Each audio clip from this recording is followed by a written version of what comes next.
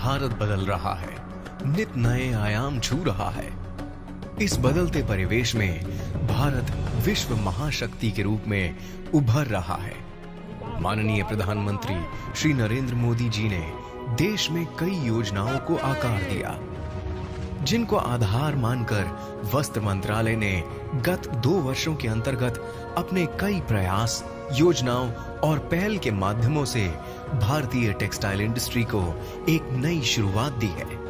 Handloom sector की समृद्ध विरासत को और नई ऊंचाइयां देने के लिए सरकार ने 7 अगस्त 2015 में इंडिया हैंडलूम ब्रांड की स्थापना की गई।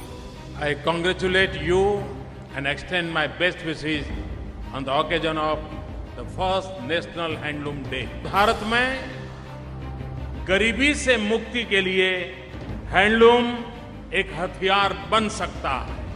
विगत 2 वर्षों में भारत में प्रौद्योगिकी के विकास की ओर विशेष ध्यान दिया गया है।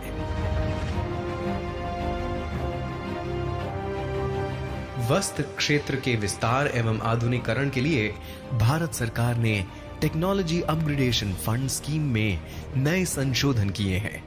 उक्त स्कीम के अंतर्गत 1 लाख करोड़ का निवेश वस्त्र उद्योग में होने की आशा है एवं 31.5 लाख रोजगार के नए अवसर मिलने की संभावना है। मेक इन इंडिया के तहत पूर्वोत्तर राज्यों में कपड़ा निर्माण केंद्र की महत्वाकांक्षा योजना की नींव रखी गई। We have decided that one modern apparel garment manufacturing center in each northeast state.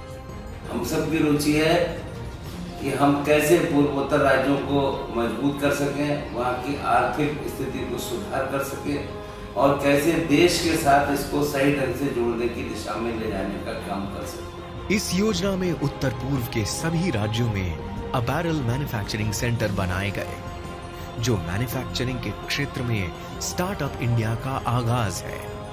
ये सेंटर्स नॉर्थ ईस्ट रीजन में एंटरप्रेन्योरशिप को प्रोत्साहन देने के साथ साथ लगभग 10,000 नए रोजगार के अवसर भी प्रदान करेंगे। मेक इन इंडिया के अंतर्गत टेक्सटाइल सेक्टर में संरचनात्मक ढांचे के विकास के लिए मंत्रालय द्वारा 2 वर्षों में 24 नए टेक्सटाइल पार्क्स को मंजूरी दी गई है। हमारा वस्त्र संसाधन संबंधित क्षेत्र जो पहले असंगठित एवं अनियोजित थे, जिसकी मध्यम एवं लघु इकाइयां पर्याप्त पर्यावरण मानकों को पूरा न कर पाने के कारण बंद हो जा रही थी, वस्त्र मंत्रालय ने तुरंत इनका संज्ञान लिया और आईपीडीएस के तहत 6 common effluent treatment plants sanction किए गए। नए प्रोसेसिंग केंद्र हमारे एनवायरनमेंट के प्रति प्रतिबद्धता और जीरो डिफेक्ट ऑन एनवायरनमेंट के प्रति कमिटमेंट को दर्शाते हैं। कौशल इंडिया मेक इन इंडिया की आधारशिला है। हमने 2 सालों में 3.25 लाख लोगों को प्रशिक्षित कर उन्हें रोजगार का अवसर प्रदान किया है, जिसमें 50% से भी अधिक महिलाएं हैं। आज दुनिया को स्किल्ड वर्कफोर्स की जरूरत है। आज भारत को भी स्किल्ड वर्कफोर्स की जरूरत है।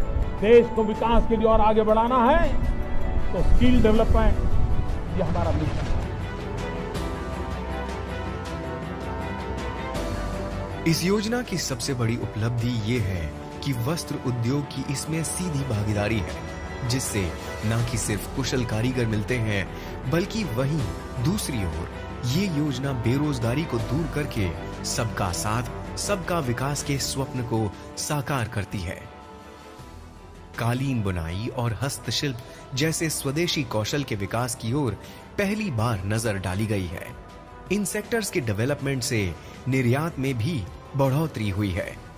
गांव-गांव में बुनकरों और हस्तशिल्पकारों के लिए नई मशीनों और बेहतर परिस्थिति का बंदोबस्त किया गया है।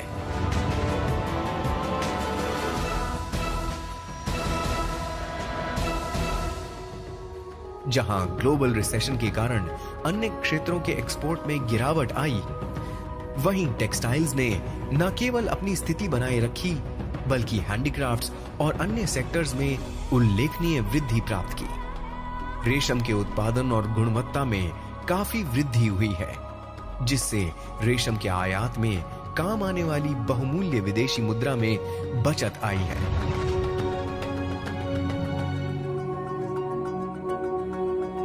पावर लूम्स का आधुनिकीकरण किया गया है।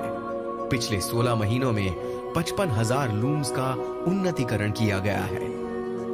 कपास क्षेत्र में भी आया है बदलाव। सहायता प्रदान करने के लिए सभी 11 कपास उत्पादक राज्यों में सुनियोजित और अब तक का सबसे बड़ा न्यूनतम समर्थन मूल्य अभियान चलाया गया है।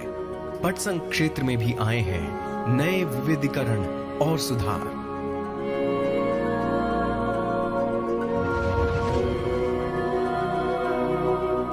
नेशनल टेक्सटाइल कॉरपोरेशन का भी हुआ है पुनरुत्थान। एनटीसी बीआईएफआर के क्षेत्र अधिकार से बाहर हुआ। एनटीसी ने पहली बार 1602.53 करोड़ का पॉजिटिव नेट वर्थ दर्ज किया। फैशन प्रौद्योगिकी में क्षमता निर्माण और विस्तार के लिए कदम बढ़ाया जा रहा है। श्रीनगर एवं वाराणसी में निफ्ट के नए परिसर स्वीकृत किए गए हैं। वुल क्षेत्र भी उन्नति की ओर अग्रसर है। पिछले 2 वर्षों में कई उपलब्धि प्राप्त की।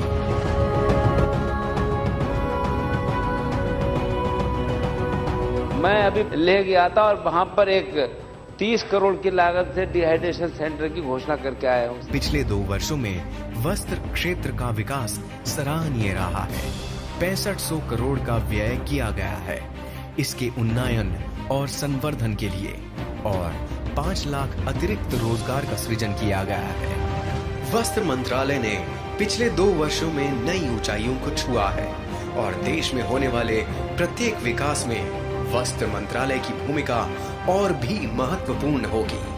हमने लक्ष्य रखा है कि हम बुनकर को कम से कम 500 रुपये रोज की आजीविका व्यक्ति बनाने का काम करेंगे। आज स्थिति यह है कि जो पिछले वर्ष हमने करीब 18,000 करोड़ से अधिक का कपास खरीदने का काम किया। सबसे ज्यादा स्किल ट्रेनिंग का काम हमारा मंत्रालय कर रहा है। उनके हौसले से रोजगार बढ़ रहा है। मेरा देश, मेरा देश, मेरा देश।